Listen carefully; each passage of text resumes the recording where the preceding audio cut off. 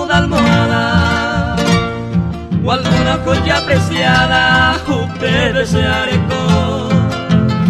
compañera de mi sueño y mi única abogada. Como el ángel de la guarda se quiera ñangareco. Esa carta que bendita mi virgencita Rosana, en mis horas más amargas consuelo se ve agüero.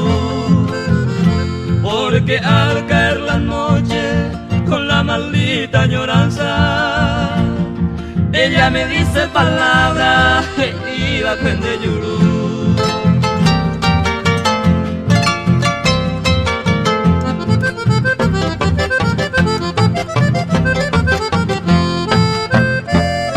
Si alguien viene a romper esa carta algún día, con mi llanto regaría entero y deseraté, y en mi mente llevaré esa palabra expresiva, por más que sea fingida, pues vea yo juegue.